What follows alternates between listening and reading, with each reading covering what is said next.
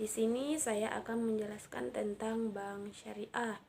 Bank syariah merupakan lembaga intermediasi dan penyediaan jasa keuangan yang bekerja berdasarkan etika dan sistem nilai Islam, khususnya yang bebas dari bunga atau riba, bebas dari kegiatan spekulatif yang non-produktif seperti perjudian atau maisir, bebas dari hal-hal yang tidak jelas dan meragukan atau gharar, berprinsip keadilan dan hanya membiayai kegiatan usaha yang halal.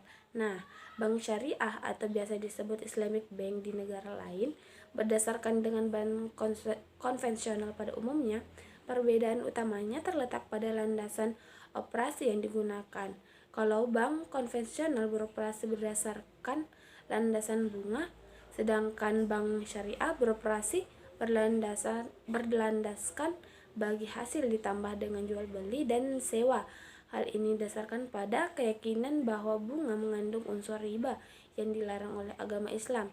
Menurut pandangan Islam, di dalam sistem bunga terdapat unsur ketidakadilan karena pemilik dana mewajibkan peminjam untuk membayar lebih daripada yang dipinjam tanpa memperhatikan apakah peminjam menghasilkan keuntungan atau mengalami kerugian.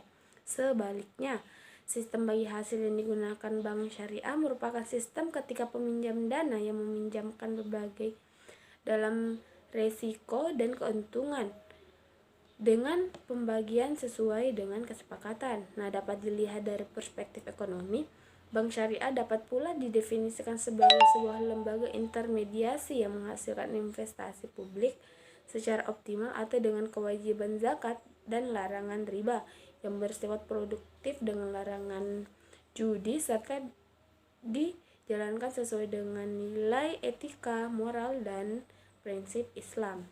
Nah, adapun materi selanjutnya itu penghimpunan dana bank syariah. Yang pertama ada akad wadiah. Wadiah adalah kesepakatan penitipan atau suatu barang atau lainnya dalam suatu perjanjian antara dua pihak atau lebih. Akad pola wadiah atau titipan ada dua, yaitu wadiah yad amanah dan wadiah yad damanah. Pada dasarnya wadiah muncul dalam bentuk yad amanah atau tangan amanah, yang kemudian dalam perkembangannya memunculkan yad damanah atau tangan penanggung. Akad yad damanah ini akhirnya banyak yang dipergunakan dalam aplikasi perbankan syariah dalam produk pendanaan. Adapun jenis wadiah, yang pertama wadiah yad damanah. Rekening giro adalah contoh produk tabungan yang menggunakan kata wadiah damanah. Wadiah yang dipahami sebagai asas bertipe wadiah yad damanah. Pengertian wadiah dalam polis ini mengacu pada tanggung jawab pihak yang dipercayakan dengan keutuhan harta yang diawetkan agar pihak tersebut dapat menggunakan harta yang diawetkan tersebut. Nah, adapun jenis selanjutnya itu wadiah amanah. Jenis akta titipan wadiah. Menurut pengertian wadiah, akta ini merupakan jenis akta titipan saja. Dalam hal ini, badan yang berwenang diberikan kewenangan untuk mengelola uang secara benar dan bijaksana berdasarkan dengan konsep wadiah yad damanah yang dapat menggunakan harta titipan. Dalam jenis kontrak ini, pihak penyimpan tidak boleh menggunakan atau menggunakan uang untuk meningkatkan potensi pengembalian penyimpanan.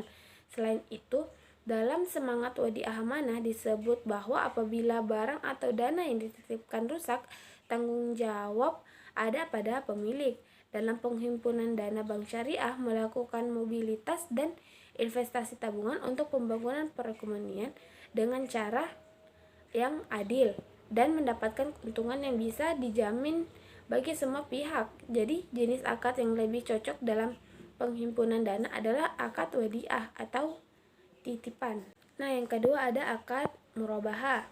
Menurut Hanafiyah, murabahah adalah suatu perjanjian untuk berkongsi dalam keuntungan dengan modal dari salah satu pihak dan kerja atau usaha dari pihak lain.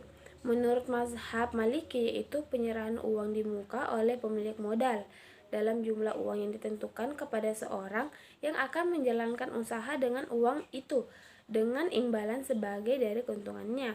Murabahah adalah akad antara pihak pemilik modal atau sahibul mal dengan pengelola atau mudharib untuk memperoleh pendapatan atau keuntungan. Pendapatan atau keuntungan tersebut dibagi berdasarkan nisbah yang telah disepakati di awal akad. Nah, adapun jenis-jenis murabahah, yang pertama ada murabahah mutlaqah. Transaksi murabahah mutlaqah adalah bentuk kerjasama antara sohibul mal dan mudharib yang cukupnya sangat luas dan tidak dibatasi oleh spesifikasi antara jenis usaha, waktu, dan daerah bisnis. Sedangkan yang kedua ada murabahah muqayyadah. Transaksi murabahah muqayyadah adalah bentuk kerjasama antara sohibul mal dan mudharib, di mana mudharib dibatasi dengan batasan jenis usaha, waktu, dan tempat usaha. Nah, adapun materi selanjutnya itu instrumen pembiayaan akad. Yang pertama, jual beli murabahah, bai'as salam, dan istisna. Jual beli murabahah adalah bentuk kontrak jual beli atas barang tertentu. Dalam transaksi jual beli tersebut, penjual harus menyebutkan dengan jelas barang yang diperjualbelikan dan tidak termasuk barang haram.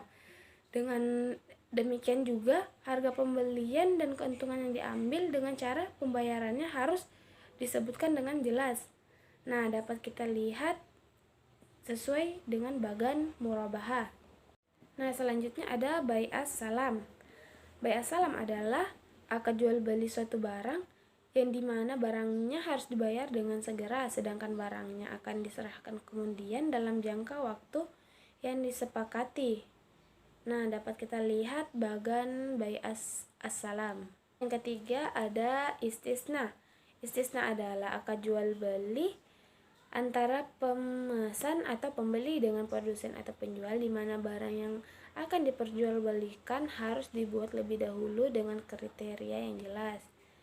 Dapat kita lihat bagan istisna. Nah, selanjutnya ada kerjasama antar mudharabah dan musyarakah. Mudharabah merupakan kontrak yang melibatkan antara dua kelompok, yaitu pemilik modal atau investor dan yang mempercayakan modalnya kepada pengelola atau mudharib untuk digunakan dalam aktivitas perdagangan. Mudharib dalam hal ini memberikan kontribusi pekerjaan, waktu, dan mengelola usahanya sesuai dengan ketentuan yang dicapai dalam kontrak. Salah satunya adalah untuk mencapai keuntungan atau profit yang dibagi antara pihak investor dan mudharib berdasarkan proporsi yang telah disetujui bersama. Nah, dapat kita lihat bagan murabahah.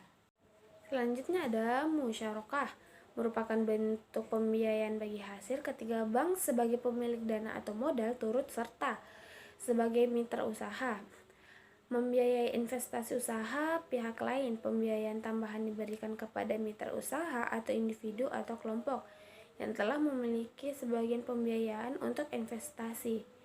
Nah, dapat kita lihat bagan musyarakah. Selanjutnya yaitu sewa menyewa ijarah dan ijarah mutanhiyah bin tamlik.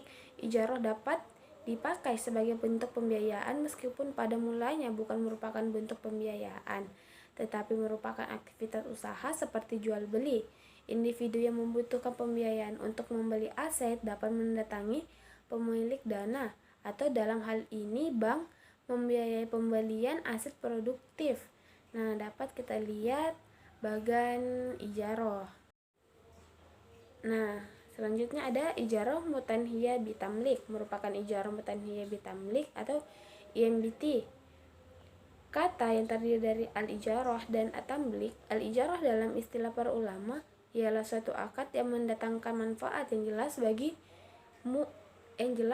mubah berupa suatu zat yang ditentukan ataupun yang disifati dalam sebuah tanggungan atau akad terhadap pekerjaan yang jelas dengan imbalan yang jelas serta tempo waktu yang jelas. Sedangkan at-tamlik secara bahasa bermakna menjadi orang lain memiliki sesuatu atau memiliki sesuatu. Adapun menurut istilah ia tidak keluar dari maknanya secara bahasa, dan at-tamlik bisa berupa kepemilikan terhadap benda.